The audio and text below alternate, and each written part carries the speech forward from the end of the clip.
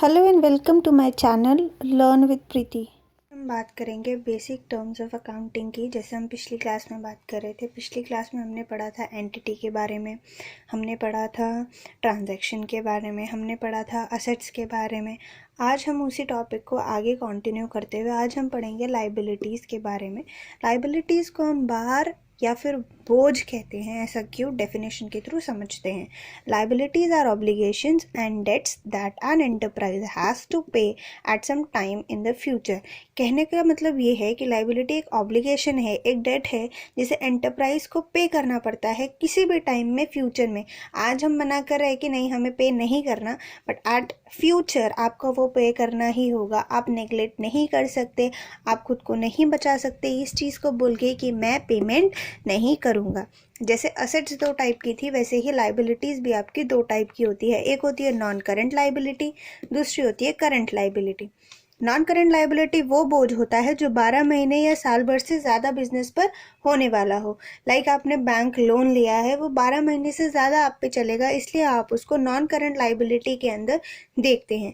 दूसरी तरफ है करंट लाइबिलिटीज़। करंट लाइबिलिटीज़ कहती हैं ये वो बोझ है जो हम 12 महीने या साल भर के अंदर बिजनेस से हटा देंगे, हम ख़त्म कर देंगे, हम इसको आगे कंटिन्यू नहीं करेंगे। हम आगे पढ़ेंगे कि नॉन करंट लाइबिलिटीज़ के भी बहुत सारे बाइफिकेशन है। नॉन करंट लाइबिलिटीज़ को अलग अलग तरीके से क्लासिफाई किया गया है। सबसे पहले है long term borrowing. Long term borrowings क्या होती है? आपने लंबे समय के लिए किसी से लोन लिया है, जैसे हम बैंक से लोन लेते हैं 5-6 साल 10 साल के लिए, तो इसलिए उसको बैंक लोन को लॉन्ग टर्म बोरोइंग्स की हेडिंग के अंदर डाला गया है। दूसरा है आपका लॉन्ग टर्म प्रोविजन। प्रोविजन जैसा वर्ड हमने पहले कभी सुना नहीं, तो आपको डाउट आ रहा होगा ये प्रोविजन वर्ड क्या होता है। प्रोविजन इन द सेंस हमें पता है कि आगे हो सकता है हमें नुकसान हो, या बहुत टाइम बाद, जैसे लॉन्ग टर्म प्रोविजन की बात कर रहे हैं तो हो सकता है इस साल नहीं, आगे आने वाले कुछ सालों में हमें लॉस हो, तो उसके लिए हम पहले से तैयार हो जाते हैं कि ठीक है यार लॉस होने वाला है, हम उसको अभी से कोप अप करने की कोशिश करते हैं, शायद थोड़ा लॉस कम हो जाए। तो इसके सबसे अच्छा एग्जाम्पल है कंपनसेशन फंड। जब भी कोई एम्प्लॉय बिजनेस में आता है तो बिजनेस को पता होता है कि जिस दिन भी ये रिटायरमेंट लेगा इसको हमें कुछ अमाउंट पे करना पड़ेगा ग्रेच्युटी के नाम का। जैसे हम कभी बोलते हैं रिटायरमेंट लिया तो आपको कितना पैसा मिला, तो वो जो पैसा देता है बिजनेस, वो एट अ टाइम नहीं देता है, वो जब से वो ज्वाइन करता है थोड़ा थोड़ा जमा करता रहता है, और जिस दिन उसका रिटायरमेंट होता है उस दिन वो अमाउंट उसको मिल जाता है। Employees compensation fund, employees provident fund, ऐसे बहुत सारे प्रोविजंस बनाए जाते हैं। उसके अलावा एक हमने हमेशा से पढ़ा है अदर लॉन्ग टर्म लाइबिलिटीज़। जो भी नॉन करंट एसेट इस हेड के अंदर या इस हेड के अंदर नहीं आता है उसको हम लॉन्ग टर्म लाइबिलिटीज़ के अंदर डाल देते हैं। उसी तरीके से आपका करंट लाइबिलिटीज़ है। अभी हमने पढ़ा शॉर्ट लॉन्ग टर्म बोरोइंग, उसी तरीके से एक होता है शॉर्ट टर्म बोरोइंग। ये भी हम बैंक से या किसी थर्ड पार्टी से ले सकते हैं, बट यहाँ पे क्या होता है, बैंक हमें ओवरड्राफ्ट देता है। ओवरड्राफ्ट इन द सेंस हम बैंक में एक बिजनेस अलग से अकाउंट खोलता है, जैसे हम नॉर्मल पर्सन होते हैं हम सेविंग अकाउंट खोलते हैं, बिजनेस के लिए एक अलग अकाउंट खोला जाता है जिसको हम करंट अकाउंट बोलते हैं। और करंट अकाउंट में क्या होता है कि बिजनेस चाहे तो एक स्पेसिफिक लिमिट तक एक्स्ट्रा अमाउंट चार्ज कर सकते हैं। मान लो कि मेरे अकाउंट में 5 लाख रुपए हैं और मुझे पेमेंट करनी है 7 लाख रुपए की, और अगर मेरा अकाउंट 2 लाख का मुझे एक्स्ट्रा लिमिट देता है तो मैं 2 लाख का एक्स्ट्रा अमाउंट पे कर सकती हूँ। बैंक मुझे उतना एक्स्ट्रा क्रेडिट दे देगा और जब मेरे अकाउंट में आएगा तो वो उससे सेट ऑफ कर लेगा। तो कुछ टाइम के लिए बैंक हमें जो उधार देता है उसे हम बैंक ओवरड्राफ्ट के नाम से भी जानते हैं। जैसे नेक्स्ट है आपका ट्रेड पेएबल्स। जैसे हमने असेट्स में पढ़ा था ट्रेड रिसीवेबल्स, उसी तरीके से ट्रेड पेएबल्स की हेडिंग भी करंट लाइबिलिटीज़ में दी गई है। ट्रेड पेएबल्स हम मोस्टली क्रेडिटर को कहते हैं, और क्रेडिटर कौन होते हैं? जिनसे हम उधार सामान खरीदते हैं। एक डेटर था जो ट्रेड रिसीवेबल में आता था, हम उसको बोल रहे थे कि डेटर वो बंदा होता है जिसे हम उधार सामान बेचते हैं। अगर हम किसी को उधार बेच सकते हैं तो हम किसी से उधार खरीद भी तो सकते हैं। तो जिस इंसान से हम उधार सामान खरीदते हैं वो बंदा हमारे लिए क्रेडिटर बन जाता है और हमारे सर पे बोझ हो जाता है, कि शिट यार, अब कभी ना कभी इस बंदे से जिससे भी उधार सामान लिया है उसको हमें पेमेंट करनी होगी ही होगी, ये कंपल्शन हमारे ऊपर लग जाती है। उसके बाद बात करते हैं शॉर्ट टर्म प्रोविजन की। ये लॉन्ग टर्म प्रोविजन था कि साल भर से ज़्यादा के लिए। शॉर्ट टर्म प्रोविजन जो होता है, प्रोविजन फॉर डाउटफुल डेट एक एग्जाम्पल है इसका। डाउटफुल डेट क्या होता है? डाउटफुल डेट मीन्स कि आपको अपने डेटर्स पे डाउट है कि हो सकता है ये आपका पैसा लेके भाग जाए। मान लो 10,000 के डेटर्स है और आपको ऐसा लगता है कि इन 10,000 के डेटर्स में से 5,000 के डेटर्स ऐसे हैं जो आपका पैसा नहीं देंगे या फिर घपला कर सकते हैं। तो आप क्या करेंगे? आप इस 5,000 को अलग से रख देंगे कि अगर भगवान न करे मेरे डेटर्स मेरा पैसा लेके भाग जाते हैं तो मेरा जो थोड़ा लॉस है वो कम होगा। ये नहीं कह रहा हूँ कि पूरा रेक्टिफाई हो जाएगा या पूरा सही हो जाएगा, हो सकता है कोई भी पैसा लेके ना भागे, सारा पैसा दे दे, बट हम अपनी सिक्योरिटी के लिए कुछ पैसा साइड रख लेते हैं, उसको हम नाम देते हैं प्रोविजन फॉर डाउटफुल डेट। और हमारा आखिरी है जो सबका फेवरेट होता है, अदर करंट लाइबिलिटीज। जो यहाँ कहीं नहीं आया वो यहाँ तो डेफिनेटली आ ही जाएगा। नेक्स्ट टॉपिक पे चलते हैं। हमारा नेक्स्ट टॉपिक है कैपिटल। कैपिटल क्या होता है? कैपिटल वो अमाउंट होता है जो बिजनेसमैन बिजनेस में लगाता है जब वो बिजनेस को शुरू करता है। डेफिनेशन देखो, amount invested bye owner in business is called capital. जो भी अमाउंट ओनर इन्वेस्ट करता है बिजनेस को शुरू करने में, बिजनेस को खड़ा करने में, that is called capital. Capital जो है it may be bought in the form of cash और असेट्स बाय ओनर। कैपिटल सिर्फ पैसे के फॉर्म में नहीं, आप असेट के तौर पे भी ला सकते हो। मान लो मैं एक किराना स्टोर खोलना चाहती हूँ, तो किराना स्टोर के लिए मुझे किराना के लिए जो सामान चाहिए उसके लिए मुझे पैसे चलेंगे। डेफिनेटली मुझे पैसे कमाने की ज़रूरत पड़ेगी, पैसे लगाने पड़ेंगे, तब जाके मैं कुछ खरीद पाऊँगी रॉ मटेरियल और बेच पाऊँगी। बट उसके साथ साथ मुझे वहाँ पे बैठने के लिए, अगर मैं वहाँ बैठ रही हूँ तो मुझे चेयर चाहिए, लाइटिंग चाहिए, फर्नीचर चाहिए, रैक्स चाहिए। मान लो मेरे पास घर में चेयर पड़ी है, मैं लेके आ गई। फ्रिज चाहिए, अगर मैं किराने का स्टोर खोल रहा है, वैसी बात है, मिल्क चॉकलेट्स होते हैं उनको रखने के लिए। तो ये सारी चीज़ें अगर मेरे पास घर में पड़ी है और ये मैं घर से बिजनेस में लगा रही हूँ तो उसको हम क्या बोलेंगे कि हम असेट्स भी बिजनेस में ओनर लेके आया है। उसके बाद हम बात करते हैं next topic, that is sales की। सेल्स क्या बोलता है? द टोटल रेवेन्यू, जो भी गुड्स को या सर्विसेज को देके कस्टमर से कमाया जाएगा वो सेल्स है। क्या है? Sales are total revenue from goods और सर्विसेज सोल्ड और प्रोवाइडेड टू कस्टमर। या तो हमने कस्टमर को सेल किया है या हमने सर्विस प्रोवाइड की है, उससे जो भी हमें पैसा मिलेगा that is called our sales. Sales भी दो तरीके की हो सकती है, या तो कैश में या फिर क्रेडिट में। आप बोलोगे क्रेडिट में कैसे? कहते क्यों? अभी आपने बेचा नहीं था उधार सामान, किसको? डेटर को, तो वो आपकी क्या क्रेडिट सेल नहीं थी? और कैश में तो हमें पता ही है कि पैसा दिया सामान लिया, दैट इज कैश सेल। अब हमने यहाँ पे एक वर्ड पढ़ा टोटल रेवेन्यू। अब ये रेवेन्यू क्या होता है हम इसके बारे में चलते हैं। रेवेन्यू मीन्स कमाई, जो हमने कमाया है। तो हम रेवेन्यू की डेफिनेशन कहती है the amount which business earn by selling it's product. Amount जो बिजनेस अर्न करता है क्या? अपने प्रोडक्ट को बेच के, या फिर रेंडरिंग सर्विसेज को रेंडर करके, किसको? टू अ कस्टमर, एक कस्टमर को करके, is called sales revenue.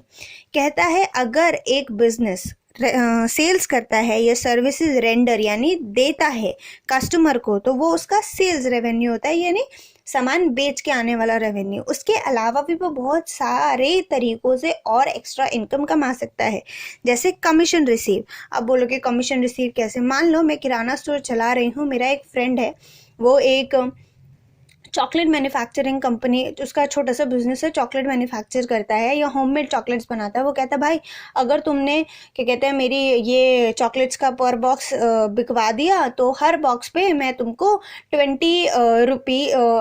20 rupees commission दूंगा, और ये बॉक्स 80 रुपीज़ का है, तुम 100 पे बेच देना, 20 रुपये अपने पास रखना, 80 रुपीज़ मुझे दे देना। अगर मैं ऐसा करती हूँ तो that 20 rupees is commission for me on पर बॉक्स ऑफ चॉकलेट। उसके बाद है हमारा इंटरेस्ट रिसीव्ड, कि हम किस पे कितना इंटरेस्ट। अब आप बोलोगे इंटरेस्ट कैसे कमा सकते हैं? यार बैंक में पैसा रखा है ना, बैंक में पैसा रखते हैं तो इंटरेस्ट मिलता है ना। आप लोगों को भी तो पर्सनल अकाउंट, सेविंग अकाउंट जो आपका है पर्सनल सेविंग अकाउंट, उस पर आपको हर क्वार्टरली जैसे भी आपके बैंक का वो है पॉलिसी है उस हिसाब से आपको इंटरेस्ट मिलता है। वैसे ही जो बिजनेस का अकाउंट है उस पर भी तो मिलता होगा ना interest, that is our interest received. Rent receive, मान लो मेरे पास एक से ज़्यादा दुकानें थी, मैंने अपनी एक दुकान पे तो अपना किराया जो किराना स्टोर था वो खोल दिया, दूसरी दुकान मैंने रेंट पे दे दी कि किसी और को कुछ खोलना हो, कुछ करना हो, इंस्टीट्यूट चलाना हो या फिर कोई और शॉप खोलनी हो तो वो वहाँ खोल सकता है, और उसके बदले मैं उस शॉप का क्या चार्ज कर रही हूँ, रेंट चार्ज कर रही हूँ, तो that is also my revenue, वो ऑल्सो मेरी कमाई है। तो इसलिए हम बोलते हैं कि रेवेन्यू सेल्स रेवेन्यू भी हो सकता है जो हम प्रोडक्ट को बेच के कमाते हैं, उसके अलावा भी बहुत सारे रेवेन्यू हो सकते हैं जैसे commission, interest and rent receive, that is, इसलिए रेवेन्यू को हम इनकम भी कहते हैं। समझ में आ गया होगा। नेक्स्ट टॉपिक पे चलते हैं, दैट इज एक्सपेंसेस। अभी तक हमने कमाई के बारे में बात की पिछले टॉपिक में, अब हम बात करेंगे खर्चों के बारे में कि भाई हमारे खर्चे क्या हैं। खर्चे क्या होते हैं, एक्सपेंसेस क्या होते हैं, हमें सबको पता है बट फिर भी एक डेफिनेशन पढ़ना ज़रूरी है। Cost incurred by business in process of earning revenue are known as expenses. Cost जो बिजनेस ने इनकर की है यानी बिजनेस में लगी है वो या बिजनेस को देनी पड़ी है, किस चीज़ के लिए, रेवेन्यू अर्न करने के लिए, कमाई करने के लिए अगर हमने कुछ खर्चा किया है दैट इज़ आवर एक्सपेंस। मान लो ज़रूरी थोड़ी है कि मेरे पास अपनी दुकान हो सकता है मैं किसी और की दुकान रेंट पे ले रही हूँ तो मैं रेंट का खर्चा करूँगी, मेरे पास कुछ काम करने के लिए लोग हैं उनको मैं वेजेस यानी वेजेस या सैलरी देती होंगी, ज़रूरी नहीं है कि मैं इंटरेस्ट रिसीव ही करती होंगी, अगर मैंने किसी से उधार लिया है तो मुझे उसको इंटरेस्ट पे भी करना पड़ेगा, लाइट का खर्चा आता है, पानी का खर्चा आता है, टेलीफोन का खर्चा आता है। डेप्रिसिएशन नया वर्ड, भाई साहब ये आया नया वर्ड जो किसी को यहाँ आइडिया हो सकता है या बहुत कम नॉमिनल। डेप्रिसिएशन क्या होता है, ये दिखता नहीं है हमें, मतलब दिखता है बट पैसे में नहीं जाता है, लेकिन हम इसको रिकॉर्ड करते हैं। जैसे मान लो मैं बिजनेस में लेके आई अपने घर से एक चेयर, मस्त प्लास्टिक की चेयर थी, नई चेयर थी, मैं घर में लेके आई थी, मैंने वो बिजनेस में लगा दिया, 6 महीने बाद पता चला कि वो ना क्रैक हो गई और उसका एक जो साइड है ना वो टूट गया है, जो उसके 4 पिलर्स होते हैं उसका एक जो पैर है वो टूट गया है, तो वो क्या है मेरे लिए डेप्रिसिएशन है। क्यों, क्योंकि मेरी असेट जो है वो टूट फूट गई है। डेप्रिसिएशन को हम सिंपली बोलते हैं फिक्स असेट के टूट फूट का जो खर्चा आता है, किसका, हम बोलेंगे फिक्स्ड असेट की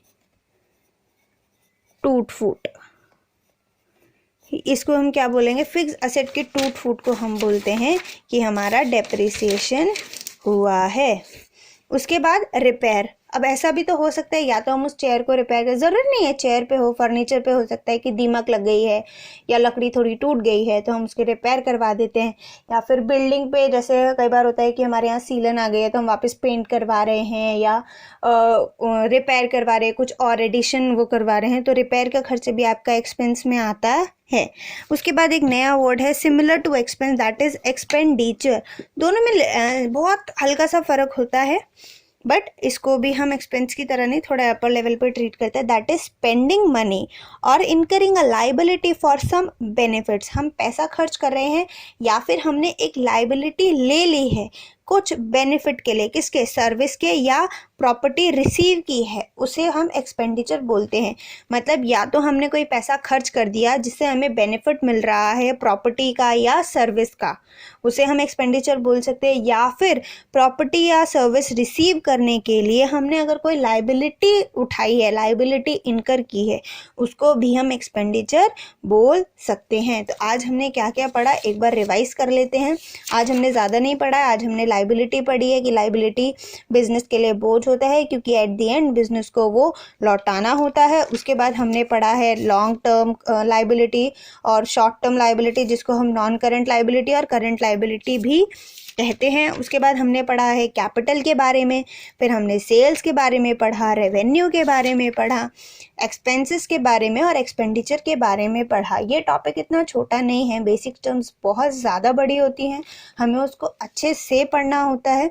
तो आज के लिए इतना ही। अभी 2-4 टर्म्स और है, जैसे प्रॉफिट क्या होता है, गेन क्या होता है, लॉस क्या होता है, डिस्काउंट क्या होता है, इसलिए बहुत सारे वर्ड्स हैं जो हम आगे पढ़ेंगे ताकि जब हम आगे अपने और चैप्टर्स पढ़ें तो हमें हेल्प हो जाए। Thank you for watching my video. Please subscribe and press the bell icon. Also hit the like button if you like the video.